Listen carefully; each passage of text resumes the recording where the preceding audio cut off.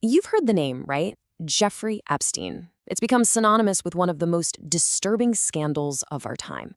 But way beyond the headlines, there's a story of power, corruption, and a web of secrets that stretches to the absolute highest levels of society.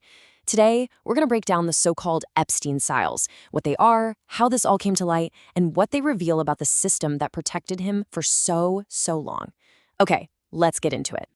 So where do we even start with a story like this? Well, believe it or not, our story kicks off at the very strange end. We're talking about the morning of August 10th, 2019. Jeffrey Epstein, a convicted sex offender who is waiting for his trial on federal sex trafficking charges, is found dead in his cell.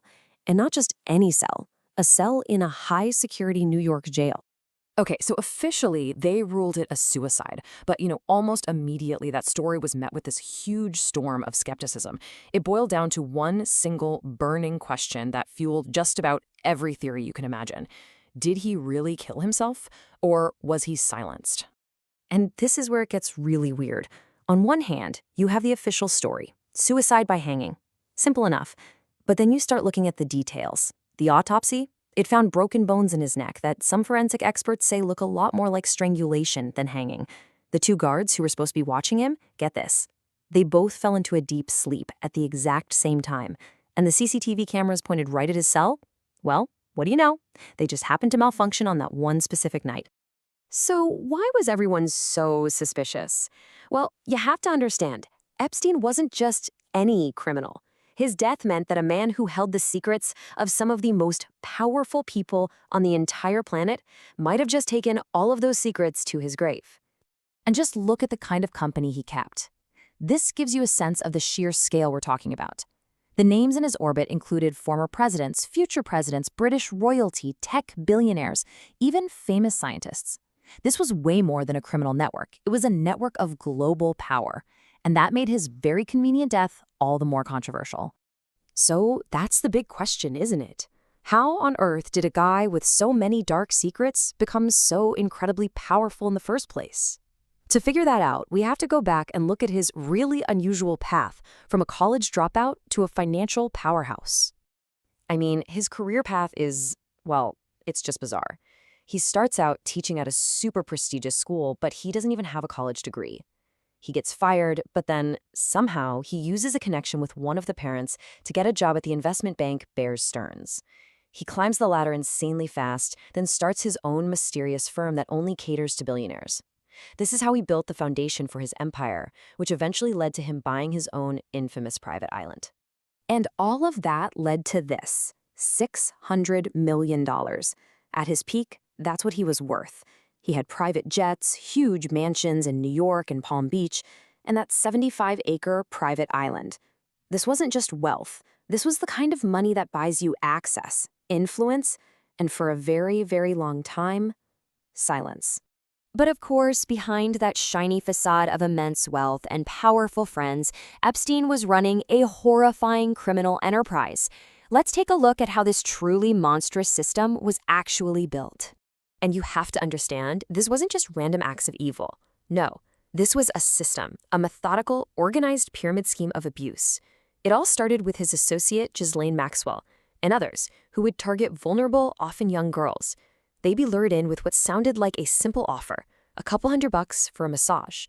But then came the truly twisted part. Those same victims were then paid a bonus to go out and recruit their own friends. This created this horrible, self-perpetuating cycle. From there, the girls were flown on his private jet to his properties, where they were abused by Epstein and allegedly offered to his powerful friends. Now, you'd think a scheme this monstrous would be stopped dead in its tracks. But the first time the law caught up with Epstein, back in the mid-2000s, the system failed. Big time. And just look at the difference here. On one side, you have what should have happened. A 53-page FBI indictment with allegations from dozens of victims. That should have meant life in prison, period.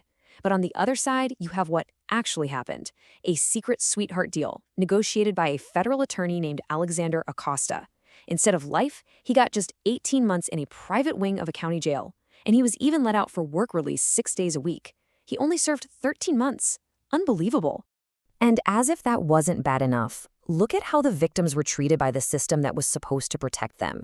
Even though many of them were minors under Florida's age of consent, the federal court just dismissed them as prostitutes. The system didn't just fail them, it actively shamed them. So for years, it really looked like he had gotten away with it all. But then, two things happened that changed everything. First, the incredible, relentless investigative work of a Miami Herald journalist named Julie K. Brown, who just refused to let this story die. And second, the rise of the #MeToo movement, which created a space where victims everywhere felt empowered to speak their truth, including many of Epstein's. All of that new pressure worked. Epstein was arrested again in 2019, and after he died, the public demand for transparency was just deafening. People wanted to see the secrets, and that massive public demand is what ultimately led to the release of the documents we now call the Epstein files. And when we say files, the sheer scale of it is just mind-blowing.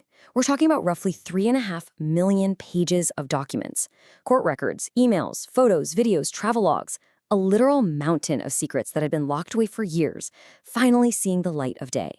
So what exactly is in this mountain of paper? Well, it's a massive trove of evidence. You've got thousands of images and videos, detailed flight logs from his private jet, and court records just filled with damning allegations.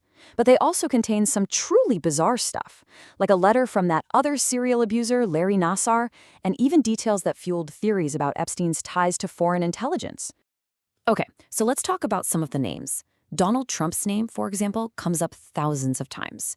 The files document his travels on Epstein's jet, their social and business connections, and even a handwritten note from Trump to Epstein calling him the greatest. They also contain a really disturbing allegation that Trump's head of security threatened a victim, telling her she'd be buried on a golf course if she ever spoke out. And it's not just one side of the aisle. Former President Bill Clinton is also named extensively. The files detail his frequent travels on Epstein's private jet, and also include a shocking allegation that he was on Epstein's yacht while an assault was taking place. So when you take a step back and look at all of this, you realize the biggest story here isn't just about a few powerful men getting caught. The release of these files has effectively put our entire system on trial. Right, and this is the absolute heart of the matter. This whole scandal, it's not really just about Jeffrey Epstein. It's an indictment of an entire system that allowed him to operate without consequence for decades. A system where money, connections, and power were used like a shield to hide the most horrific crimes imaginable. So has anyone actually faced consequences for any of this? Well, yes and no. Prince Andrew settled a lawsuit for millions and was stripped of his royal titles. Ghislaine Maxwell is in prison. Bill Gates' friendship with Epstein was reportedly a factor in his divorce. And Alexander Acosta, the guy who made that sweetheart deal, he was forced to resign as labor secretary. But for dozens, maybe hundreds of other powerful names mentioned, well, that's the big question mark, isn't it? And that really is the haunting question that this entire sordid affair forces us all to ask. We've seen the evidence, we've heard the testimony, but in the end, when the truly powerful are accused of the truly terrible, will justice ever really be served? Or will power, money, and influence just win again?